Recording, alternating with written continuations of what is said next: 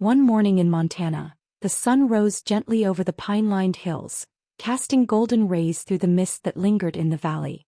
The air was cool but far from freezing, just enough to make the dewdrops on the grass glisten like tiny glass beads. Evan Carter stirred awake to the sound of birds calling in the trees beyond his cabin. He stretched, yawned, and padded barefoot to the kitchen to start the kettle. It was his day off and the calm felt earned. He stepped out onto the porch with a mug in hand, letting the steam from his coffee warm his face. The forest around him was alive with motion, squirrels darting up trunks, deer prints in the dirt, and the flutter of wings overhead. For a moment, everything seemed peaceful. Then something strange stirred in the treeline. A quick flash of movement caught his eye. At first it looked like shadows shifting, but then he saw her, lean low to the ground, muscles tense, fur dusted with dirt. It was a bobcat, not unusual in Montana, but this one wasn't prowling or hunting. She was running. And she wasn't alone. Behind her, 3 cubs trailed close, their small bodies stumbling through the underbrush. They were panting, their eyes wide with panic. Evan's chest tightened. Something was wrong.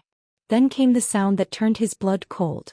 A low, guttural howl, followed by others answering in sequence. Pulse. Evan set his mug down and leaned forward. The mother bobcat reached the edge of his yard and paused only for a heartbeat. She looked up at him, eyes wild, not with aggression but terror, and then bolted straight for the house. The cubs followed, nearly tripping over one another. Just behind them at the edge of the woods, a blur of gray and white surged from the shadows. Wolves, fast and hungry. Without thinking, Evan flung open the door. The mother bobcat reached the steps first and hesitated, just long enough to glance back at her young. One cub had fallen behind, tripping over a root.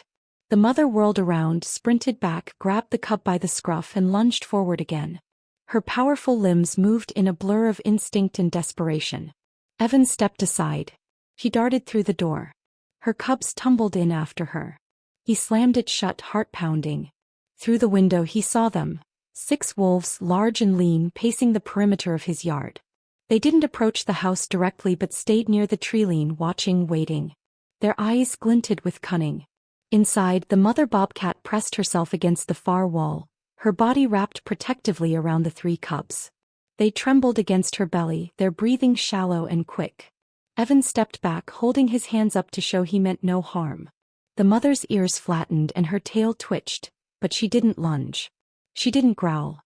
She just watched him, breathing hard, her muscles still tense from the chase. He spoke softly, more to calm himself than her. "You're safe here. No one's going to hurt you."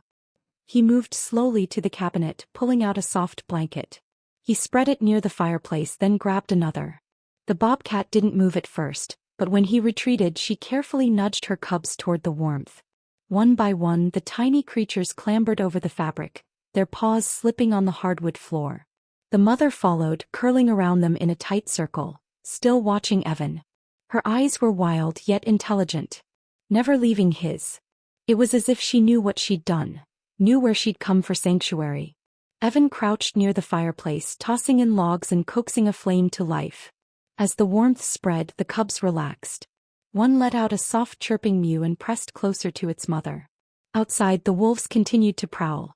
Their growls echoed faintly through the walls. Evan checked all the windows and locked every door. When he returned to the living room, the mother bobcat had relaxed, just a little. She licked one cub's face, then leaned down to inspect the one that had tripped. Its paw was swollen, and it let out a pained squeak when she touched it with her nose. Evan knelt again, careful not to startle them.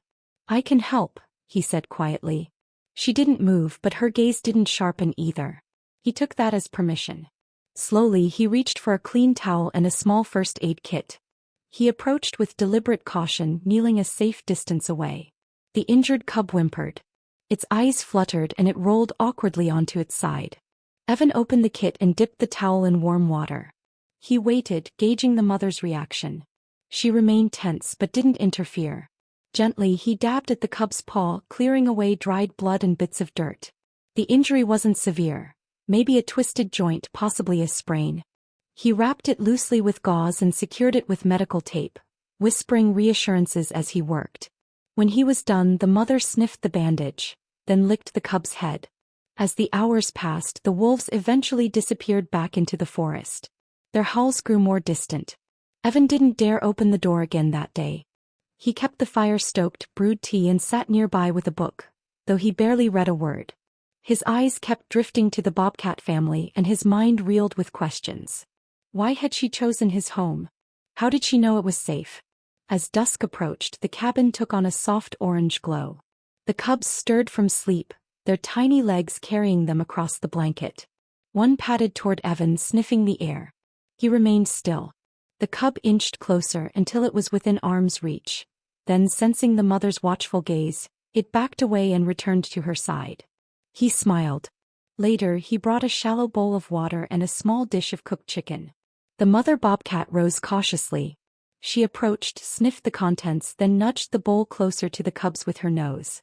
They drank, then nibbled at the food with tiny teeth. She took none for herself until they were done.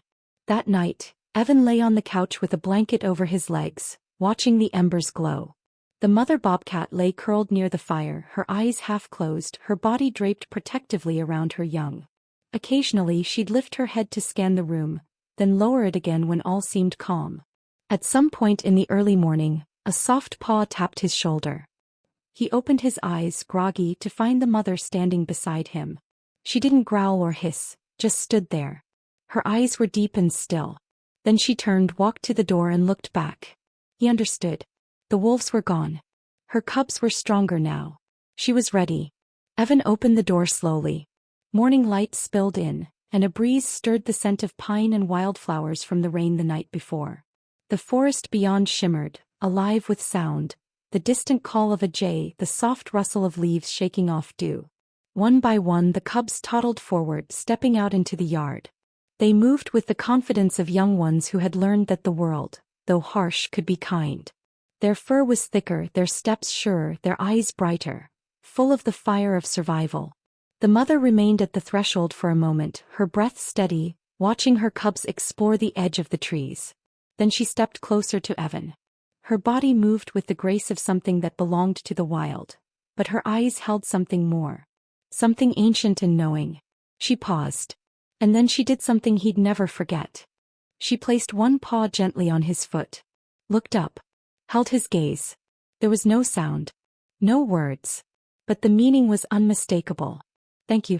It was not just gratitude, it was recognition. An acknowledgement of trust built slowly, night by night, meal by meal, warmth by warmth. She had laid her family at his doorstep. And he had chosen compassion. Now she gave him something just as precious. A moment of understanding between two different worlds. She turned and trotted after her cubs. Her movement was effortless, powerful. The grass bent beneath her paws and sprang back as she passed. One cub turned to look back, its ears twitching, then scampered after its mother. Together they vanished into the trees. Evan watched until the last flicker of her golden coat was swallowed by the forest shadows. He stood there for a long time, the breeze on his face, the scent of the woods filling his lungs. His heart felt both full and aching, as though something had taken root inside it and stretched. Something extraordinary had happened. Something wild and ancient, and utterly human at the same time. He walked back inside the quiet house and looked at the blanket near the fire. A single tuft of fur remained curled like a tiny question mark on the fabric. He didn't sweep it away. He sat for a long while, his coffee cooling beside him, thinking about what had passed through his life. He could still see their eyes in the glow of the fireplace. Still hear the faint purring of the cubs as they nuzzled together. The silence in the house now was different. It wasn't empty. It was sacred. Days passed. Then weeks. Evan kept an eye on the woods. The world went on. Cars passed by, people went about their days, never knowing what had unfolded just beyond the tree line. Occasionally he thought he saw a flicker of movement in the distance, too fast to be sure.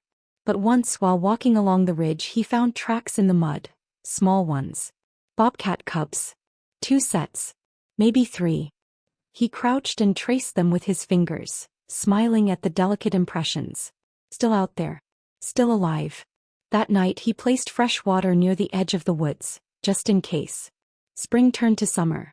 The fire pit sat unused, though sometimes he lit it anyway, sitting alone under the stars. Sometimes he talked aloud, not really expecting an answer but hoping maybe the woods would listen. Once, deep in the night, he thought he heard a soft call in the distance. Not a cry of need but a song of existence. A reminder that the wild remembered him too. He never forgot what he had seen. What he had felt. In the midst of chaos, a bond had been formed. A line had been crossed, not out of fear but out of hope. A mother had risked everything to ask for help. And he had answered. And for Evan Carter that morning, when paws met skin, when silence spoke more than words ever could, remained the most incredible moment of his life. It didn't just change his view of nature. It changed the way he saw himself. Sometimes the most powerful moments don't come with grand noise or ceremony. They come with a paw on your foot, a gaze held in trust, and a life that walks away whole, because you chose to open a door.